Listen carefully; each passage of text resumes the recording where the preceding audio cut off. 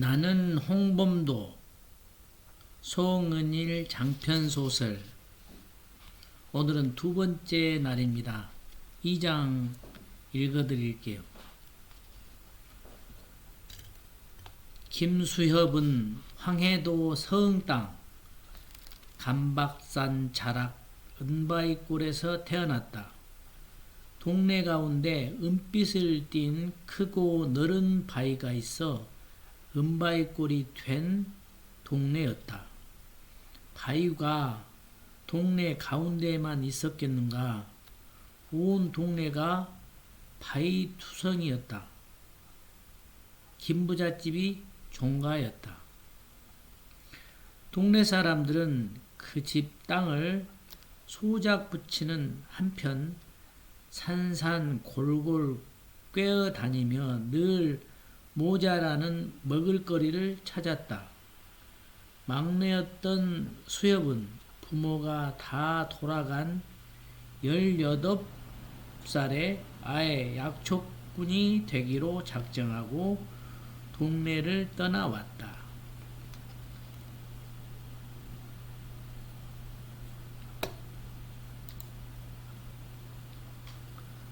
산을 넘고 골짜기를 꿰다 보니 24살 봄에는 강원도 회양 땅 백아산 아래까지 닿게 되었다.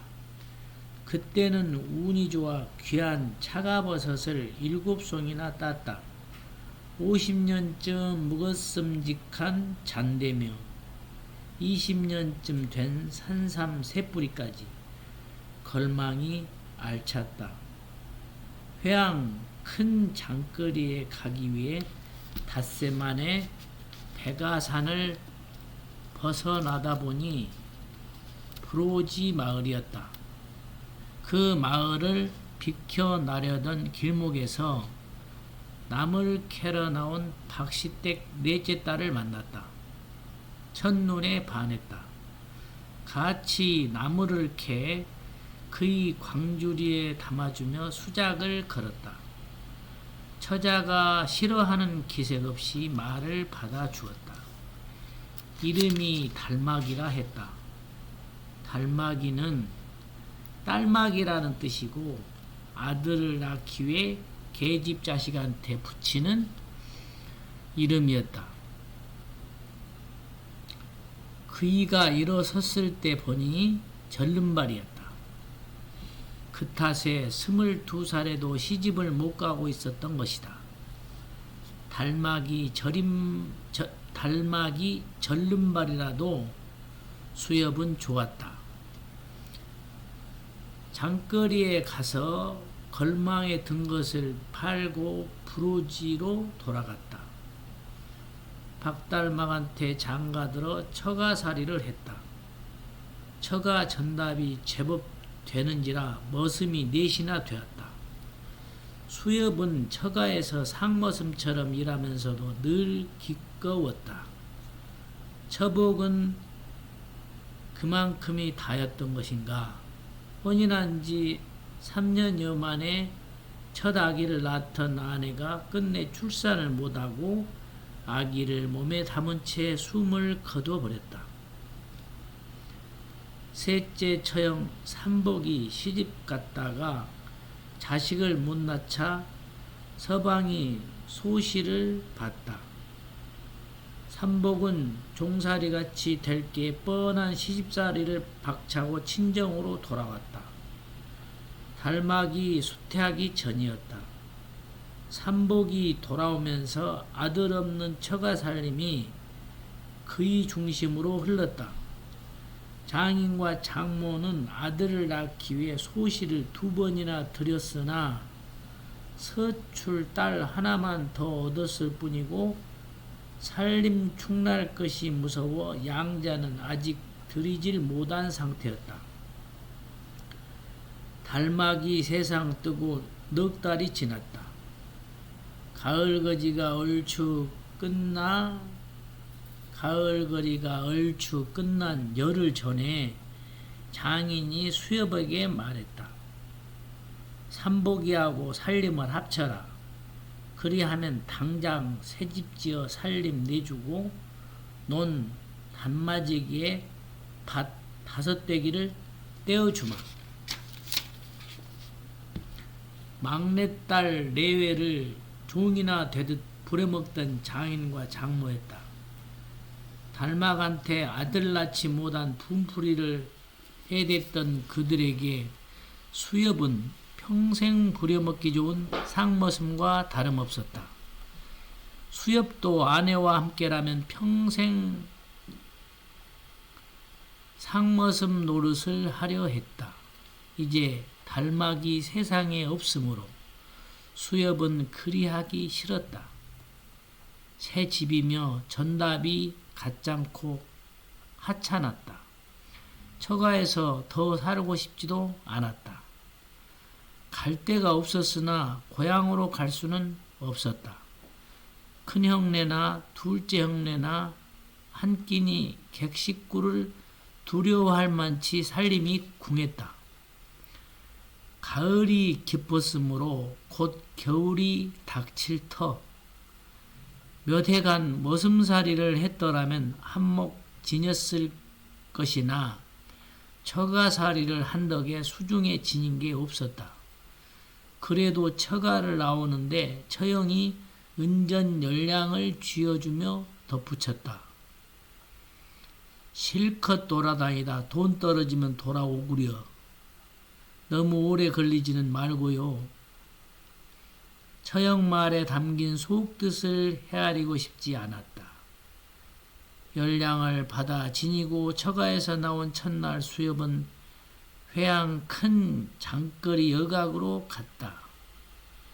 방을 정하고 계집을 정해 술을 마시는데 비가 내렸다. 비 그친 이튿날은 흐렸다. 사흘째 되는 날은 스스로 움직이기가 싫었다. 그 사흘간 계집 끼고 먹고 마시고 자느라 석량을 썼다. 나흘째 되는 아침에 일어나 곁에 있는 계집을 보는데 스스로가 천박하고 비루했다. 민모를 아가리 속으로 내 동댕이 젖은 것 같았다. 난생 처음 느낀 그 비천함과 허무함에 구역질이 났다. 이런 꼴로 살아 무엇하리. 울음이 터졌다. 통곡이 됐다. 돈 좀 있는 줄 알고 사흘 동안 갖은 아양을 부리고 엉러리를 떨던 계집이 놀라 뛰쳐나갔다. 장안사로 가서 머리 깎고 불목하니 노릇이나 하자 작정했다. 허들의 일꾼일망정 불목하니는 어여단 절집 식구다. 장안사로 가서 머리 깎고 불목하니 노릇이나 하자 작정했다. 불목하니 허들의 일꾼일망정 불목하니는 어여단 절집 식구다. 절집 안팎 허들의 일을 그럭저럭 하노라면 의식주는 해결된다. 그리 지낼만 하면 개를 받아 행자 노릇하고 그리 지낼만 하면 개를 받아 행자 노릇하고 행자로 살만 하면 불경 공부해서 비군이 개 받고 중노릇하며 살아도 무방하리라. 작정은 그리 했으나 걸음은 더뎠다. 내가 절에서 살아낼 수 있을까 싶은 주저 때문이었다. 차라리 다시 약초꾼 노릇이나 할까 싶어 몇 번이나 산을 올려다 봤다. 당장은 홀로 산을 탈 자신이 없었다. 달막과 더불어 산 몇 해 동안 심신이 홀로 산을 더듬고 다닐 수 있는 약초꾼에서 땅에 붙박여 살아야 할 농사꾼으로 변한 것 같았다. 마룡산 지나고 백아산 돌며 사흘 걸렸다. 촉조봉을 넘어 구악산 거쳐오며 다시 사흘이 지났다. 처가를 나온 지 열흘 만에야 금강산 단발령 마루 장안사로 내려가는 길목에 닿는다. 금강산 만물초가 건너다 보이는 삼암등 영마루 길 옆 너른 바위 3개가 한팔 간격으로 모여 놓인 곳. 지난 8월 하순에 삼암등에 호시기가 나타나 사냥꾼을 해쳤다는 소문이 온 고을에 파다했다.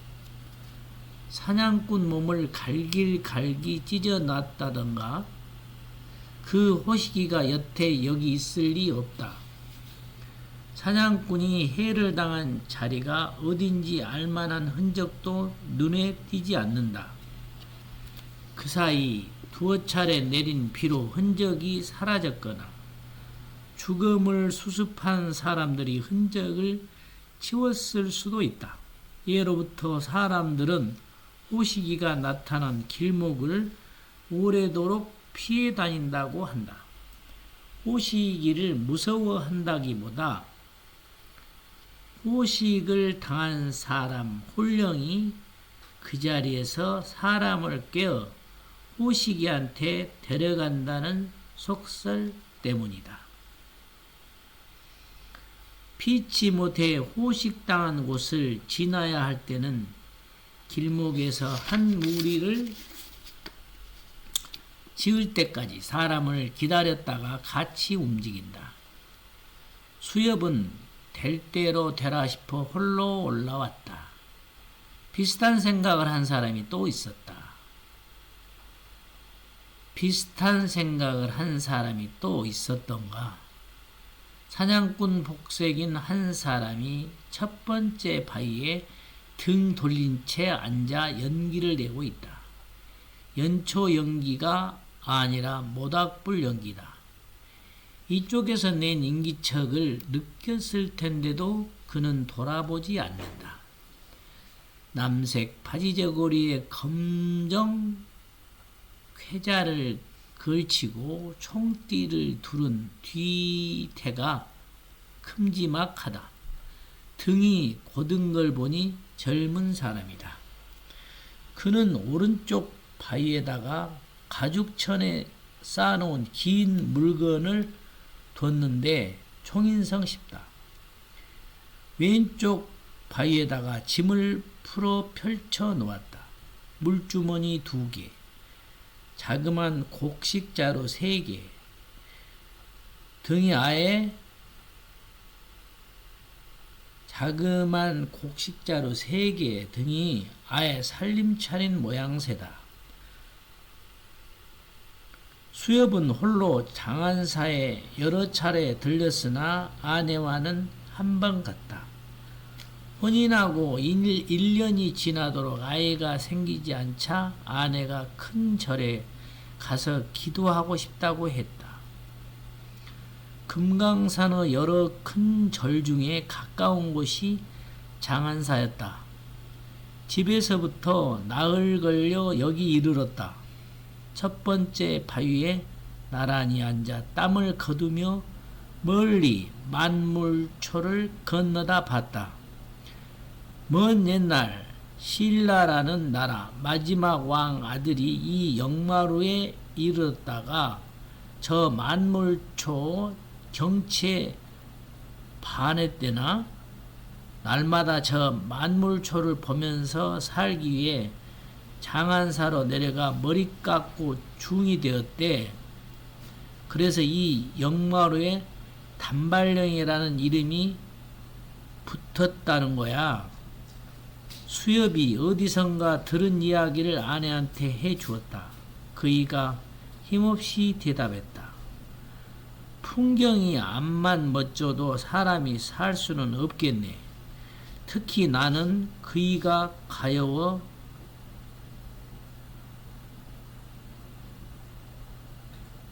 풍경이 암만 멋져도 사람이 살 수는 없겠네. 특히 나는. 그이가 가여워 수엽이 보탰다. 이곳에서 장안사까지는 대개 내리막길이라 인역 힘이 덜 들 거야. 그리 가파르지도 않아. 달막이 비로소 웃었다. 전룩이라 잘 걷지 못하는 그이는 스스로 걸을 때는 힘들어하고 수엽에게 엎혔을 때는 수줍고 미안해했다. 그이가 그 나이에 이르도록 가장 멀리 걸어간 데는 반나절 거리의 회양 큰장이었다. 그나마 2번 가봤을 뿐이고 동네 밖으로 나가본 적도 드물었다. 그런 사람이 나흘을 움직여 왔으니 오직 힘들었어야.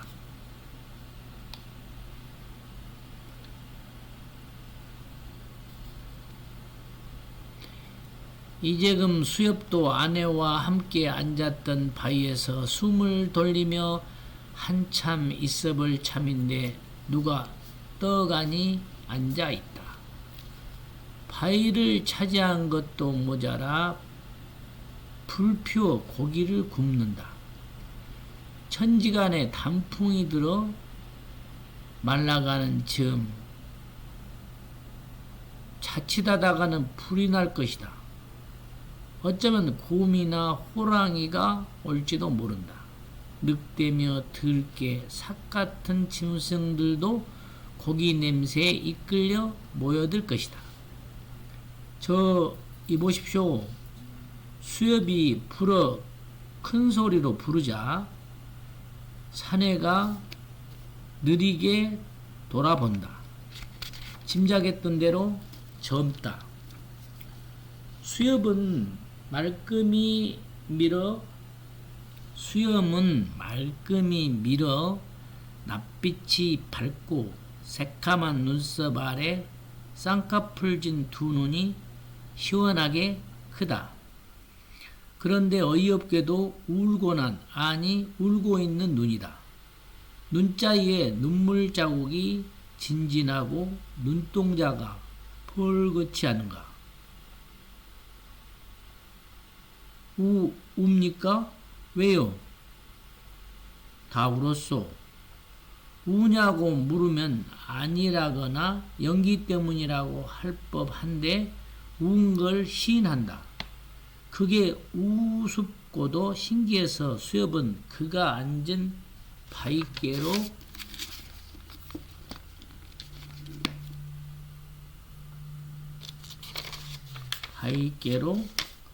다가든다.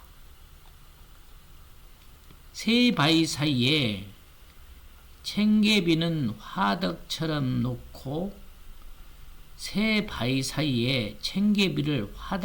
놓고 불을 피웠다. 나름 불조심을 한 셈이지. 쟁개비 가장이에 놓인 큼지막한 돌멩이 3개에 고깃덩이를 꿰은 꼬챙이들이 걸쳐져 있다. 손바닥보다 널찍하고 두툼한 고기가 4덩이나 된다.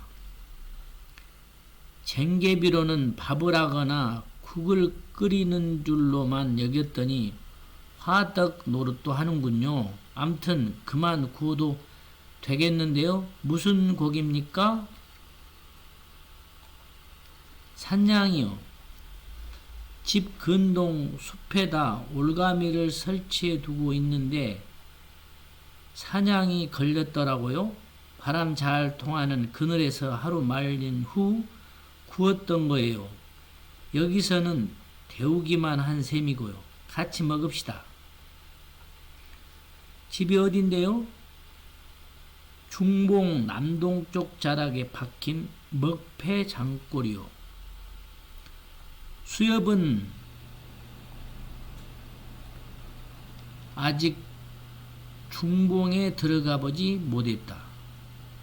시방으로 뻗은 길은 길 따라 이어지기 마련이고 천지간에 솟구쳐 있는 산들을 타는 일 또한 그러했다. 지금까지 수협이 벌인 숱한 산행은 중봉으로 이어지지 않았다. 언젠가 누군가로부터 중봉산세가 워낙 험하다거나 사나운 짐승은 많고 귀한 약초는 드물다는 말을 들었을 터였다. 그 탓에 은연중에 멀리 해 왔는지도 모른다. 이 길 지나가는 사람한테 나눠 먹일 셈으로 한꺼번에 굶는 겁니까? 호시기가 나타난 이 길에 사람이 언제 지나갈 줄 알고요. 그가 눈물 자국 진진한 눈으로 씩 웃더니 꼬챙이 하나를 들어 건네준다. 수협은 새벽에 국밥 한 그릇 먹고 주막을 나와 내리 걸었던 터라 몹시 시작한 참이다. 등짐을 벗어놓고 옆 바위에 놓인 짐을 밀고 앉아 꼬챙이를 받아든다. 거죽이 바삭하게 익은 고깃덩이 무게가 좋기 한 근은 될성 싶다. 하루 말렸다기에 질길 줄 알았더니 부드럽고 고소하다. 연신 먹는 수협을 쳐다보던 그가 씩 웃으며 입을 연다. 내가 새벽 동트기 전에 여기 이르러 내리 있는데 형씨가 처음 지나가는 사람입니다. 여태 빈속으로 있다가 고기를 데운 참에 먹을 복 있는 형씨가 나타난 거죠. 아, 나는 홍범도입니다. 형씨 성명은 어찌 됩니까? 나는 김수엽입니다. 무진년생이고요. 무진년 1868년생. 우리 동갑이네요. 어쩐지 더 반가운데요. 김영, 어디로 가던 길입니까? 요 아래 장안사요. 장안사엔 왜요? 이번 겨울을 불목하니 노릇하면서 지내볼까 해서요. 그러시는 홍영은 예서 뭐라는 겁니까?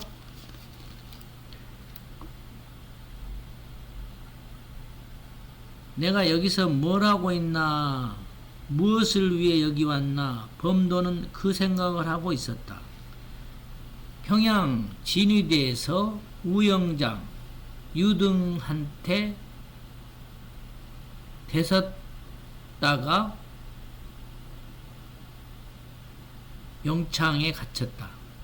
내일이면 참수형에 처해지기로 된 밤에 좌영장 주홍석이 탈출을 도와줬다. 그때가 19살 봄이었다. 이후 3년간 수안 종이공장에서 일했다.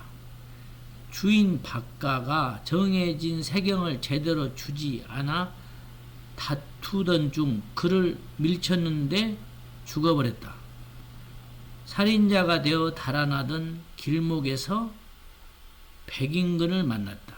그와 함께 회항 쪽으로 걷던 중에 조선의 명맥에다 쇠말뚝을 받고 다니던 일본 놈을 만났다. 그 놈을 죽였다.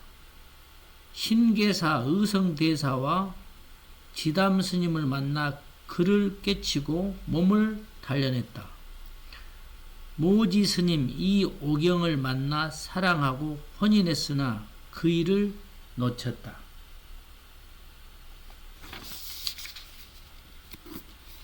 그 일을 놓치게 했던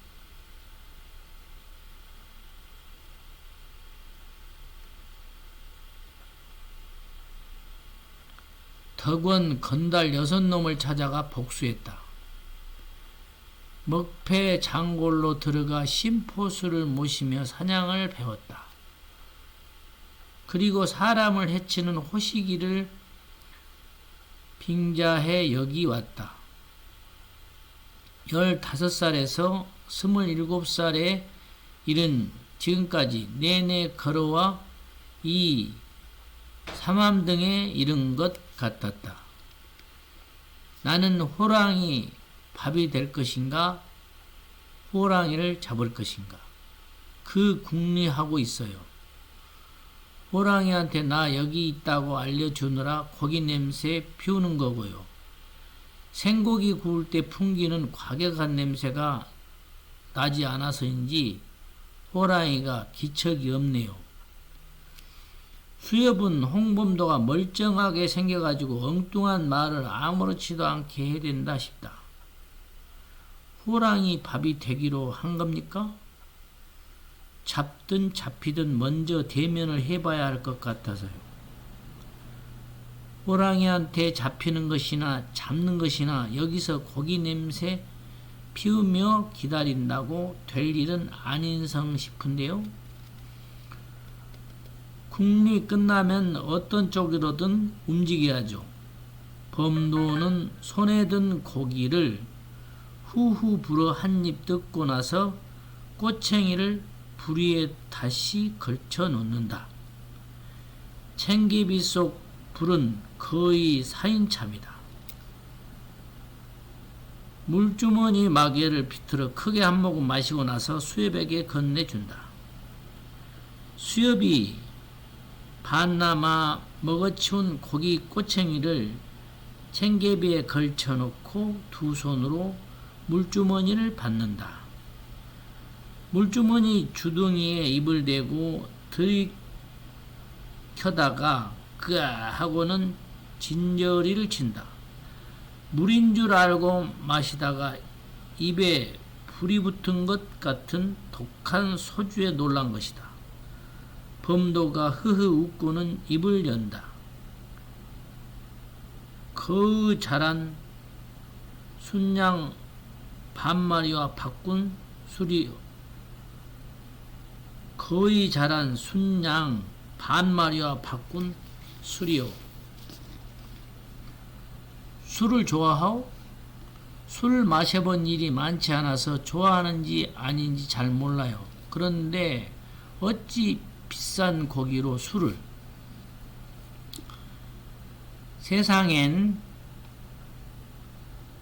내가 모를 일투성인데 그중 하나가 사람이 술 취해 변하는 모습이에요.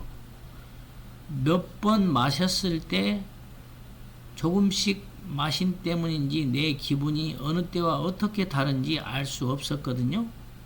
다른 사람들은 대개 아는 것 같은데 나는 모르는 많은 일들, 그중 한 가지라도 알려면 직접 해보는 수밖에 없겠다 한 거죠. 그 첫 번째로 정해진 게 술이고 취할 때까지 마셔보자고 작정했는데 어떨지 모르겠어요.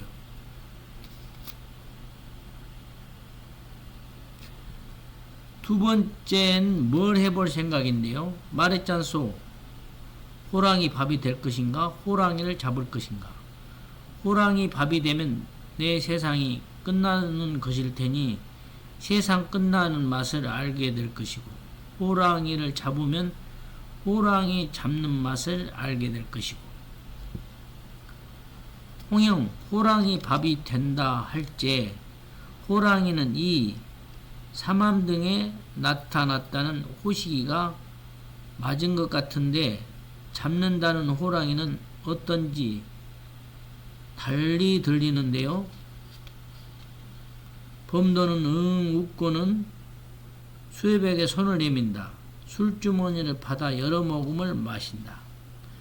맛을 잘 모를 만치 술 마신 횟수가 드물었다.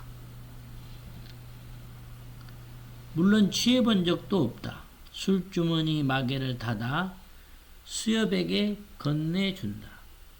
수엽이 주머니를 받아 무릎에 놓는다.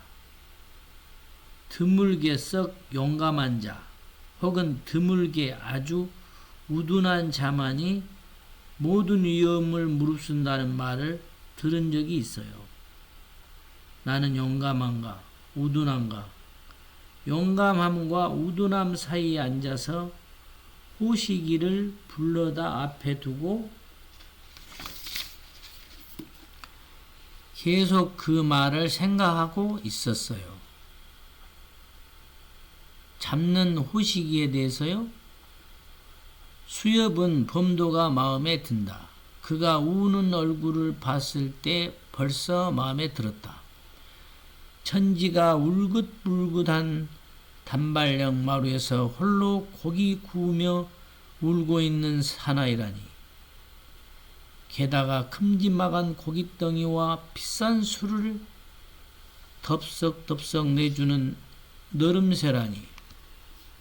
어쩐지 그를 따라 호랑이를 잡든지 호랑이 아가리로 들어가든지 하게 될 것만 같다. 아니 이미 결정났다. 수엽이 자기 결정을 수긍하느라 고개를 끄덕이는데 범도가 다시 입을 연다. 맞아요. 내가 잡아볼까 하는 호시기는 조선을 향해 총질해 된다는 외국 종자들입니다. 외국 것들은 물론이고 천국 것들, 미국 것들, 영국 것들, 독일 것들, 로스아 것들, 불란서 것들, 어느 족속이건 조선을 뜯어먹으려 드는 것들은 죄, 호식일 테니까 되는 대로 잡아볼까 생각하는 거죠. 몇 마리나 잡을 수 있을는지는 모르지만요. 말을 하고 나니 범도는 비로소 여기 앉아있던 까닭을 알겠다. 결국 그였다. 호시기 잡기. 호시기에 쫓기듯 살아왔던 지난날에서 돌아서 호시기를 쫓는 다른 세상으로 들어가기. 왜요? 그건 나라가 할 일이잖아요. 수엽은 자신의 심장이 급격히 뛰는 것을 느낀다. 어떤 빛 같은 그런 것이 가슴을 뚫고 들어와 심장을 건드린 것 같다. 가슴팍을 만지니 심장이 두둑두둑 날뛰고 있다. 나도 그리 생각하는데 나라가 그걸 못하는 것 같잖아요. 점점 더 못할성 싶고요.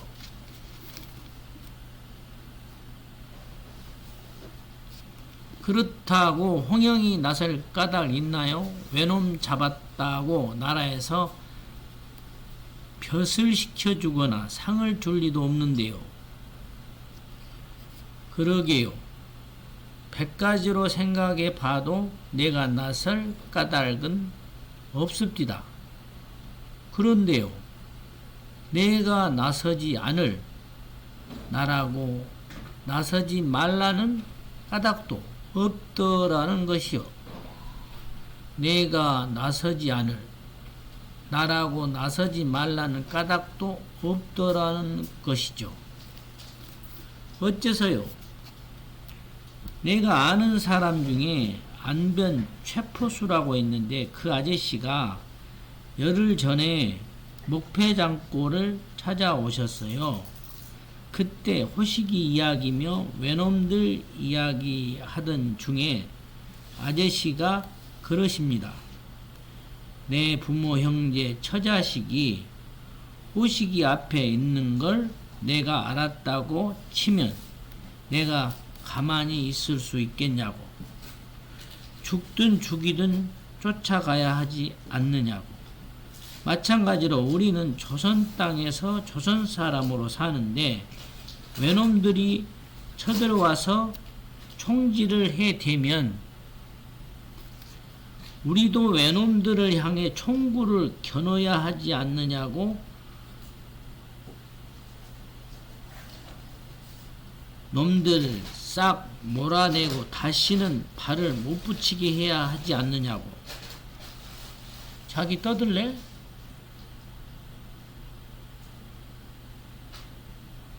방해꾼이 나타났네. 조용히 해야 돼. 지금 위대한 일을 하고 있는데 우리도 외놈들을 향해 총구를 겨눠야 하지 않겠느냐고.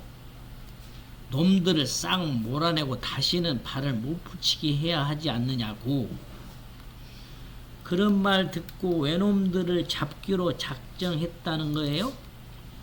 그 아저씨 말을 듣고 나니 예전에 스님께 들었던 이야기들도 생각납디다.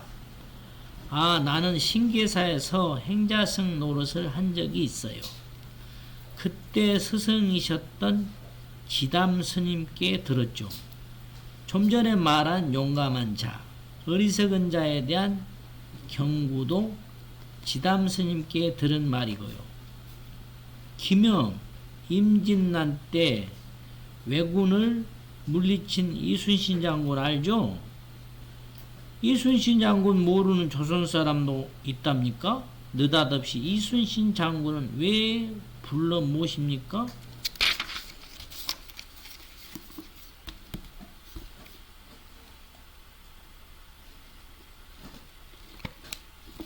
신계사 지담 스님이 이순신 장군님의 직손이시래요.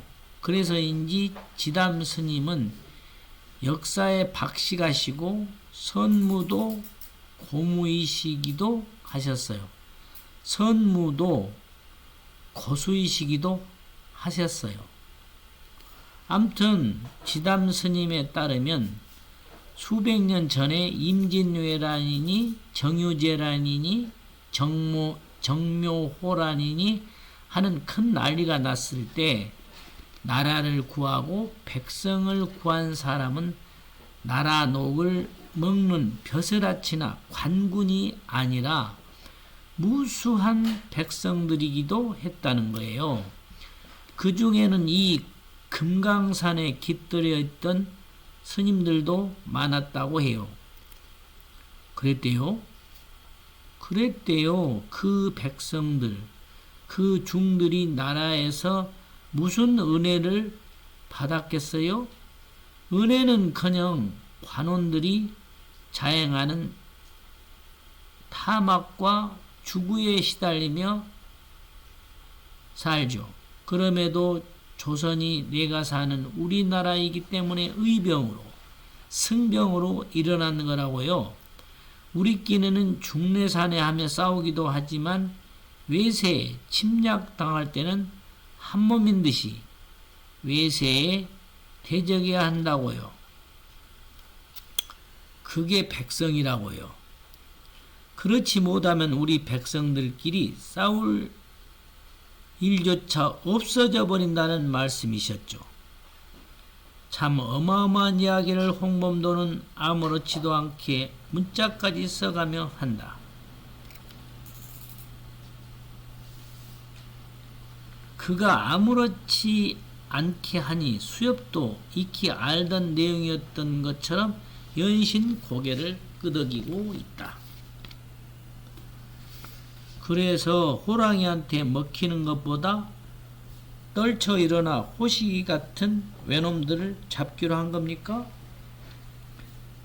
지금 생각 중이라고 했잖아요. 사실 아직 여러 어른한테 들었던 나라 위한 마음, 나라가 내 몸과 같다는 말씀들을 모두 수긍하는 건 아니거든요. 이 땅에 사는 사람들이라고 다 고운가요?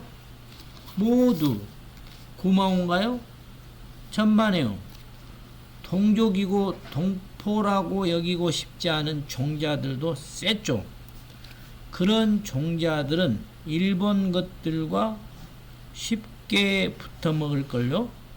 이미 일본에 붙은 자들이 적지 않고요. 그런 자들은 끝없이 설치면서 동족을 해치겠죠. 그럼에도 내가 어떻게 해도 질 수밖에 없는 싸움을 기어코 시작할 것인지 귀 막고 눈 감고 입 다문 채 지금까지 그러했듯 앞으로도 나는 아무것도 모른다 하며 산속에서 울무에 걸린 토끼나 구워 먹으며 살 것인지 생각하는 중이라는 거죠.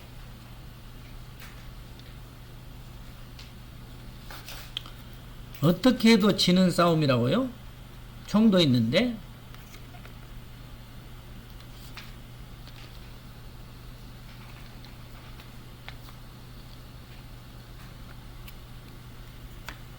시원하네. 땡큐. 총은 저들한테 1000배, 10,000배 더 많죠. 저들과 우리를 비교하면 무장과 비무장이라고 할 만한 차이가 나고요.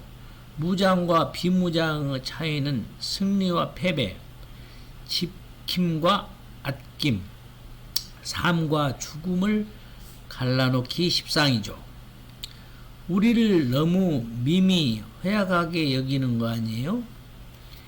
왜군들이 가진 신식총과 기관총에 대해 들었었어요. 왜군들이 가진 신식총과 기관총에 대해 들었어요.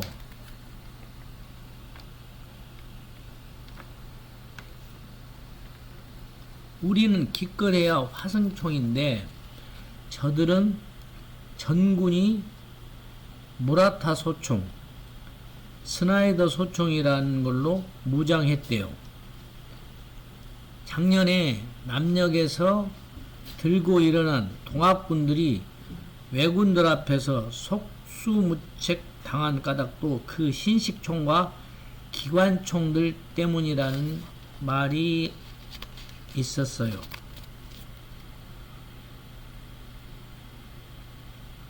그 신식총과 기관총들 때문이라는 말이었어요. 왜군들이 가진 무라타, 스나이더 총이라는 게 그리 막강하대요? 몇 해 전에 한성 군영 군관을 지낸 분께 들은 얘기인데 30년 전쯤에 외국에서는 호족들이 죽자 사자 싸우던 큰 내전이 일어났대요. 물론 권력을 잡기 위한 싸움이었고요. 그때부터 외국에서는 영국에서 수입한 신식총을 쓰기 시작했대요. 그러다 쌈질에서 이긴 쪽이 현재 정권을 잡고 있고요. 그 후에 정권을 잡은 쪽에 있던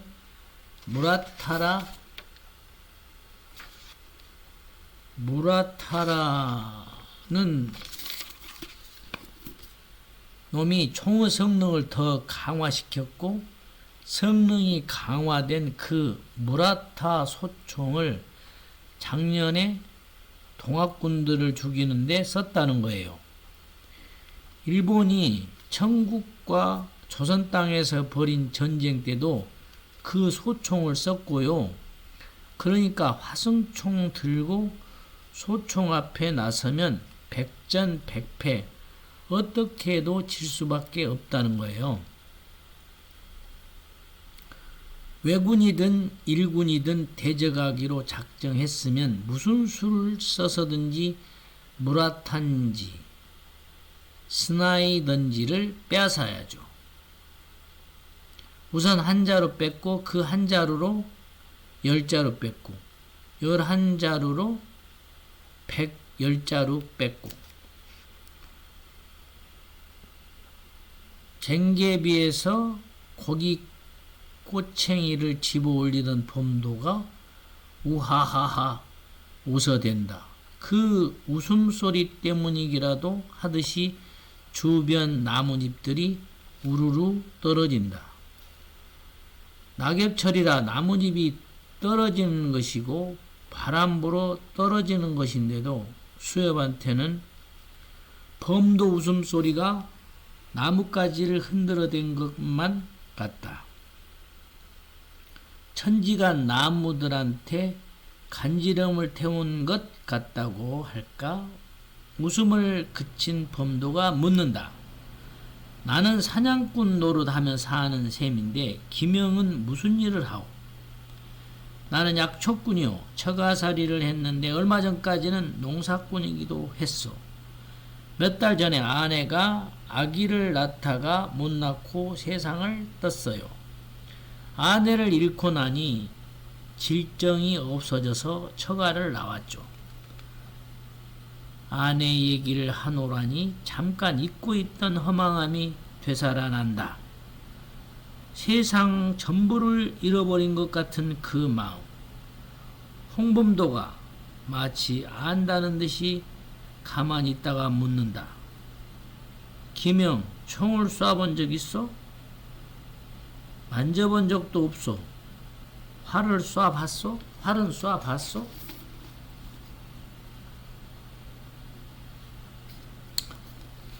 어릴 때 흔히 활과 화살을 만들어 놀잖소? 15살 때쯤에는 물풀의 나무로 만든 활과 화살로 산토끼를 잡았소. 꿩을 잡은 적도 있고, 약간 연습하면 각궁도 잘 쏘겠구려. 활을 잘 쏘는 사람이 총도 잘 쏘는 것 같습니다. 그렇지만 총을 잘 쏜다고 이긴다는 보장이 없어요. 전하, 그러니까 전투판의 판세가 이기게끔 돼 있어야 승리한다는 거죠. 그런데 조선에 들어온 일본군들은 신식총과 기관총으로 무장한 정예군인들이잖아요. 그 정예군이 들어온 까닭이 뭐겠어요? 새삼스럽게 우리 조선을 뺏겠다는 것이죠. 그렇죠. 남의 나라를 통째로 뺏기 위해 들어온 자들이 허술할 리가 없고요. 그들은 언제 어디서든 전투를 할 수 있게끔 훈련받은 정예군이라는 거예요. 그런데 우리는 관군들조차도 임진난 때와 비슷한 무기를 써요. 그나마 태반이 낡았어요. 10여 년 전에 듣기로 미국에서 와이플총이라는 신식총 4,000정을 들여왔다고 했지만 그게 마지막이었을 게 뻔해요. 현재 조선은 병사들한테 신식 무기를 줘줄 힘이 없는 거죠. 새로이 만들거나 수입할 여력도 없고요.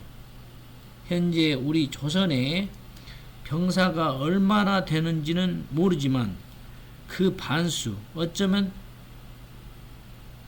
태반이 전투 능력이 없을 거고요. 오직하면 일본 칼잡이 놈들이 고래 쳐들어가서 왕비를 죽였겠어요? 일본 놈들이 왕비를 죽였대요? 언제요? 왜요? 일본이 조선을 집어삼키려는데 왕비 세력이 걸림돌이 됐겠죠. 왕의 부친이 대원군인데 대원군이 일본과 손을 잡았다는 말도 있어요. 바로 얼마 전에 일어난 일이래요.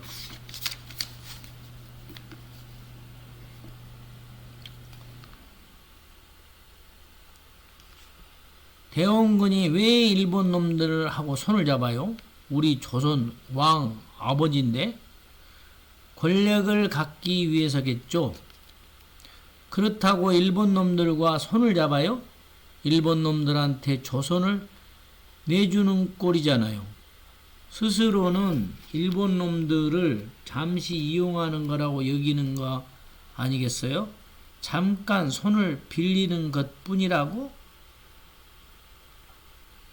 뭘 갖고 싶어 도둑놈 손을 빌려 도둑질을 했을 때 갖고 싶은 게 내 손에 들어올까? 그럴 리가 없다. 뭘 갖고 싶어 도둑놈 손을 빌려 도둑질을 했을 때 갖고 싶었던 게 내 손에 들어올까? 그럴 리가 없다. 왕은요, 왕은 처음부터 대원군 허수아비였던 모양이고요. 왕비가 나이 들면서 왕과 같이 권력을 키우니 대원군과 권력 싸움을 하게 된 거죠. 이모년에 군란이 일어났을 때는 왕비 세력이 청군을 끌어들여서 대원군을 청나라로 끌고 갔잖아요. 대원군이 3년여 만에 돌아와서 다시 왕비와 다투다가 일본 칼잡이들을 시켜서 시한 거죠. 그게 조선에는 치명적인 패착이 된 거고요. 점점 암울해지겠죠? 홍영은 대체 그걸 어찌 다 합니까? 평양 군영에서 몇 해 지낸 적이 있어요. 와중에 한성으로 파견돼 10달가량 지냈고요. 나랑 동갑인데 신계사에서 행자승으로도 살았다면서 군영에서도 몇 해를 지냈어요? 대체 언제요? 15살 2월에 입영했어요. 19살 2월에 군영을 나왔고요. 그 몇 해간 총기 좀 다뤄봤죠. 그리고 최근 몇 년 동안은 먹패 장골에서 평생 포수를 지낸 어른과 살았어요. 어른께 사냥을 배웠죠. 저 화승총이 그분 거예요. 그 어른은 지난달에 돌아가셨고요. 하여튼 쏠 때마다 총알을 넣고 화약도 넣어야 하는 화승총으로 소총을 당할 수는 없다는 거예요. 소총은 점화선 같은 거 없이 격발하고 방아쇠만 당기면 되거든요. 게다가 소총에는 총탄이 5발 들어있어서 연발할 수 있고요. 한 발 쏠 때마다 화약 재우고 총알 넣어야 하는 화승총으로 소총에 덤비는 건 바늘로 벼룩 잡는 것보다 더 어렵다는 뜻이죠. 메추리알로 파헤치기? 나뭇잎 타고 동해 건너기? 그런 정도. 판세? 전투 판세를 우리가 만들어야죠. 토끼 한 마리 잡을 때 토끼 모르게 살금살금 다가들듯이요. 멧돼지 잡을 때도 그렇잖아요. 호랑이를 잡을 때도 마찬가지일 거고요. 바늘로 벼룩 잡기. 못할 것도 없어요. 벼룩을 몰아 가두어 옴짝달싹 못하게 해놓고 바늘로 찌르면 돼요. 그리고 뭐 때문에 메추리알로 바위를 쳐요? 메추리알 먹고 힘내서 다른 바위를 뽑아 쳐야죠. 동해는 뗏목이라도 만들어 건너야 하고요. 우리라고 했어요. 김영 장안사 가서 지내겠다면서 언제 어떻게 벼룩 잡고 바위 뽑고 뗏목도 만들어요? 홍영이 벼룩 아니 외놈들 잡으러 나설 거잖아요? 아직 결정치 않았다니까요? 에헤이 벌써 결정했으면서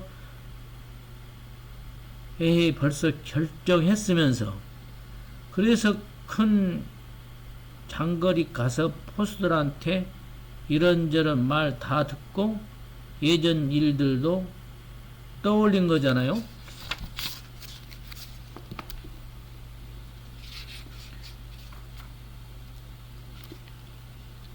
장거리엔 고기 팔러 나갔던 겁니다. 얼른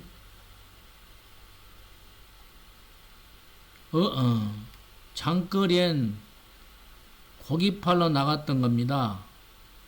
어른 돌아가셔서 먹을 사람도 없는데 짐승이 자꾸 울모에 걸리지 뭡니까? 그래서 며칠 전 장에 가서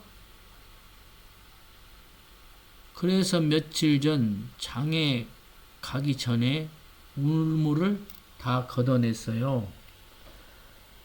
물론 그랬겠지만 홍영이 작정한 것도 맞을 거예요. 틀림없이 물론 그랬겠지만 홍영이 작정한 것도 맞을 거예요. 틀림없어 보여요. 그래서 나도 홍영하고 같이 우리 조선에서 호시기 같은 일본 놈들 몰아내는 의병 노릇 하기로 작정했어요.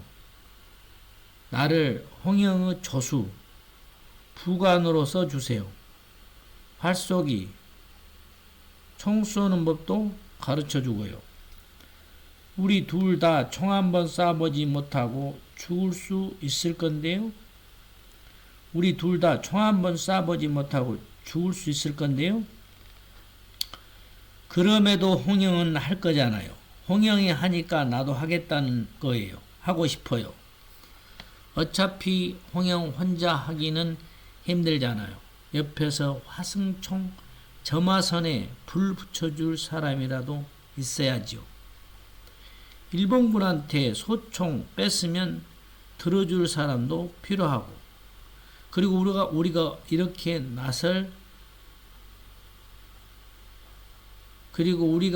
나설 때 어디선가 다른 사람들도 나설 거 아니에요. 그러다 보면 우리와도 만날 거고요. 그들과 합치게 될 때도 혼자보다는 둘이 나을 겁니다.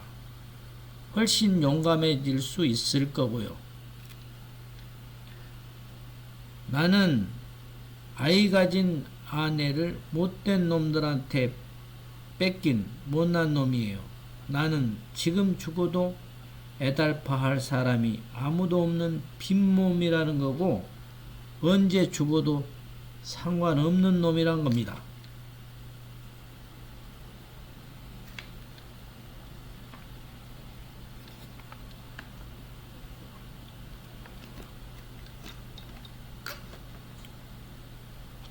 수협은 아까 범도가 울던 까닭을 와락 이해한다.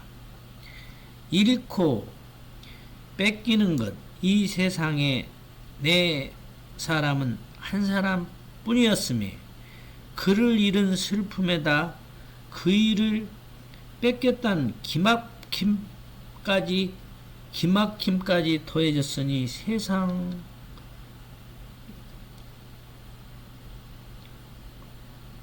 수협은 아까 범도가 울던 까닭을 와락 이해한다. 잃고 뺏기는 것, 이 세상에 내 사람은 그 한 사람 뿐이었음에 그를 잃은 슬픔에다가 그 일을 빼앗겼다는 기막힘까지 더해졌으니 제정신으로 사라지겠는가?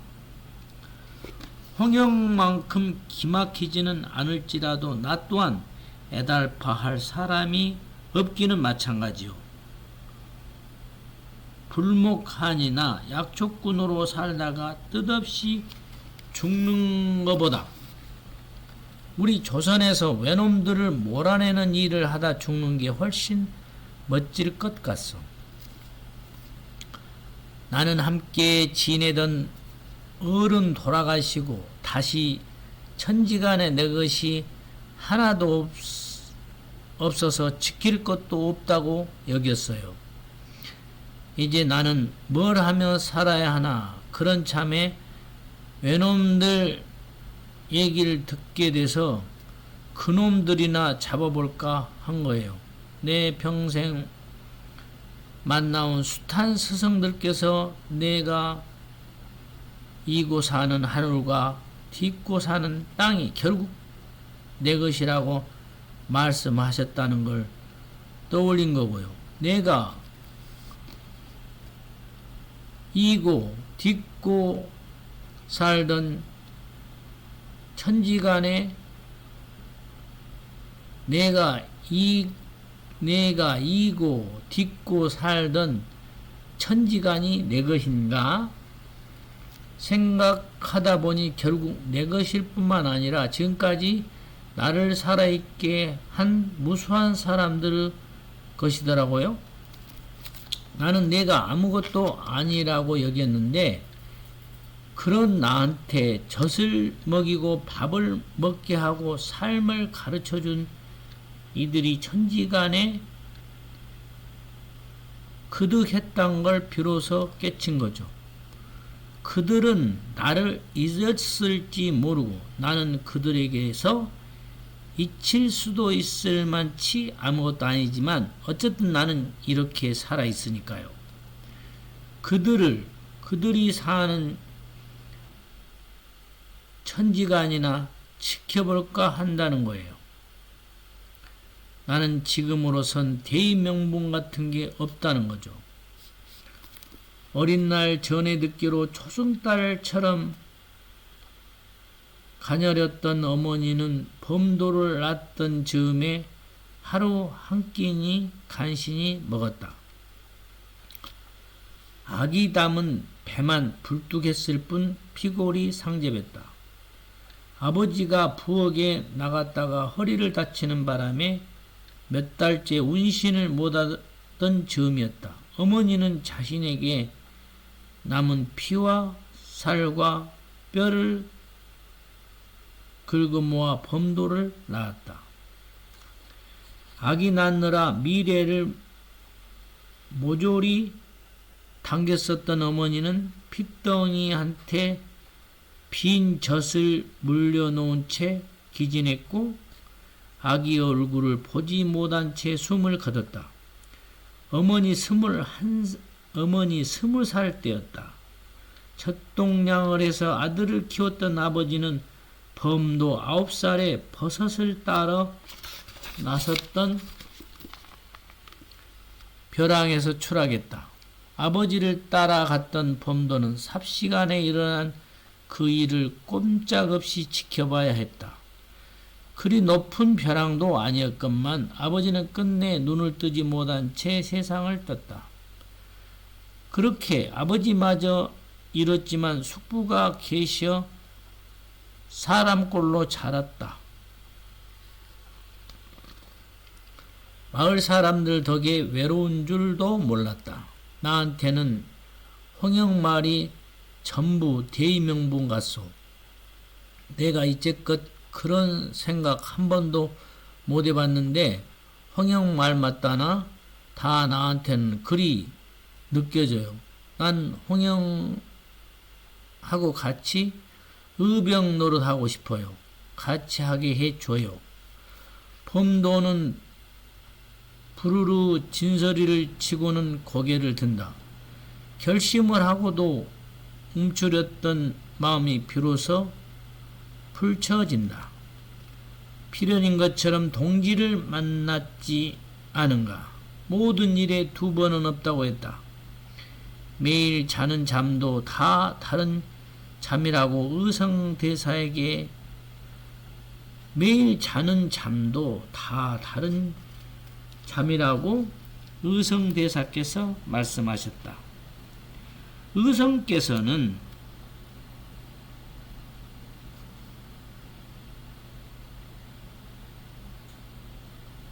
사람은 누구나 자신이 원하는 대로 되어간다고 했다. 사람은 대개 자신이 생각지 못한 곳에 존재한다고. 자신에 대한 안개 같은 믿음을 갖고 있어 스스로를 보지 못할 따름이라고. 내가 무엇이 되고 싶은지 모르는 까닭은 내가 모른다고 믿기 때문이라고. 불모가니로 사는 게 나았을 거라고 금세 후회하게 될지도 몰라요. 후회되면 그만두겠노라고 말하겠소. 같이 합시다. 김영, 자신은 운에 대해 생각해 본 적 있어?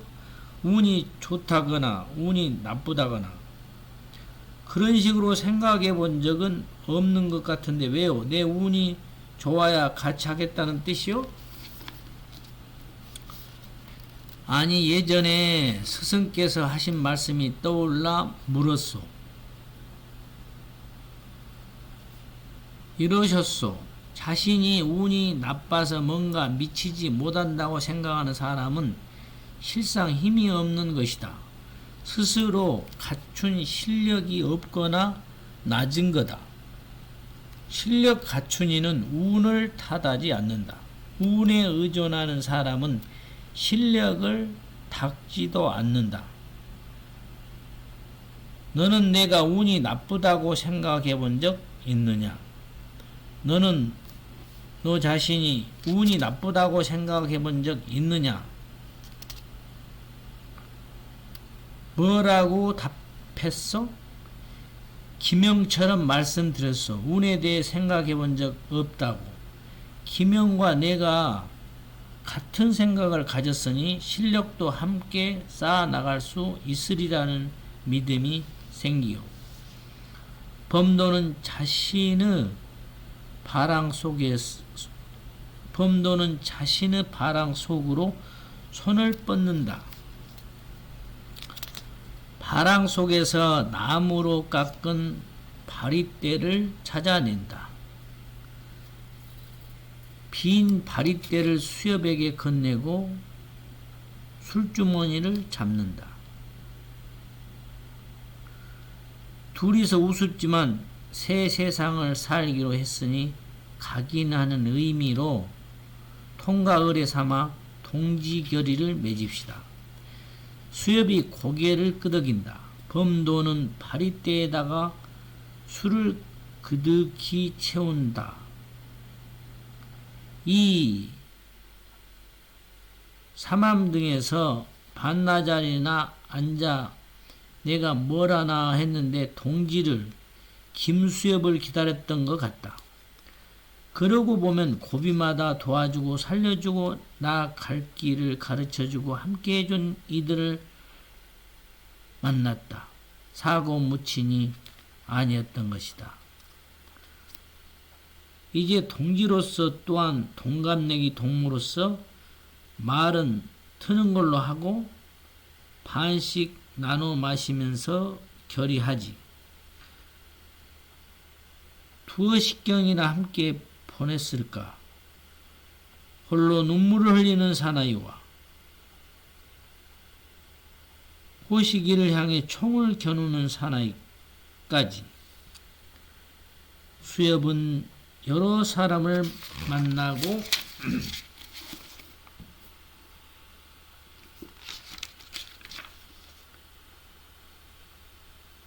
두어 식경이나 함께 보냈을까? 홀로 눈물을 흘리는 사나이와 호시기를 향해 총을 겨누는 사나이까지 수협은 여러 사람을 만나고 있는 성 싶다. 신중하고도 대범하고 조심스러우면서도 과격한 사나이. 잠깐 사이에 양 끝을 오가고 위아래를 오르내리는 사람. 자신의 꼬이고 뒤틀린 운명을 이기고 나섰을 것 같은 그가 자기 운명을 이겼으니 사납고 사가고 구축된 세상 질서를 깨부술 수도 있을 것이다. 수협은 스스로도 운명을 이겨낸 것처럼 뿌듯하다.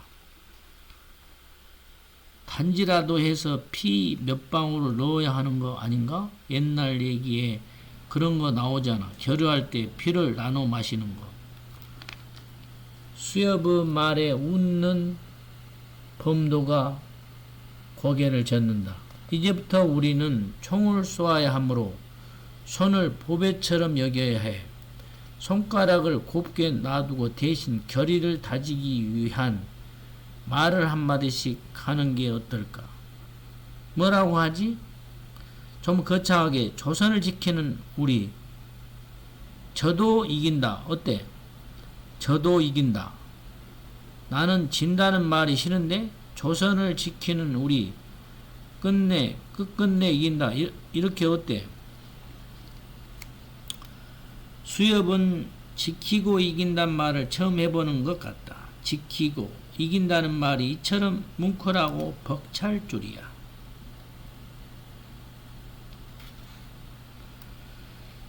그거 다 좋네. 앞으로 우리 구호를 그렇게 하기로 하지. 구호하고 먼저 마시게. 조선을 지키는 우리 끝내 끝끝내 이긴다. 큰 소리로 외친 수협은 두 손으로 받친 바릿대를 입에 대고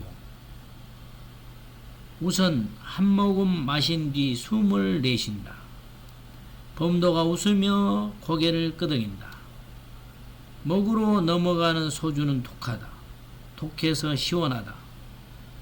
평생 쌓인 불순한 것들을 모조리 태우고 몸으로 들어간다. 동물을 얻고 동지를 얻고 지킬 것이 생겼다. 끝끝내 이길 것이므로 지킬 수 있을 것이다. 이럴 때 감개무량하다는 말을 하는 것이겠구나 싶다. 절반가량 마시고 바리떼를 떼어내며 수협은 후와 큰 숨을 쉰다. 거듭 숨을 쉬고 나서 바리떼를 범도한테 넘긴다. 조선을 지키는 우리 끝끝내 조선을 지키는 우리 끝끝내 이긴다. 수협처럼 크게 외친 범도가 한 모금 들이켜고는 일단 숨을 쉰다. 웃어 보이고는 남은 술을 마신다. 다 마시고는 빈 자리대를 쳐들어다가 다 마시고는 빈 바리대를 쳐들었다가 내리며 웃는다. 농인양 장난삼아 치른 의식일지라도 수협은 새날을 맞아 새 사람이 된 것 같다. 오늘은 여기까지 2장 읽어드렸습니다.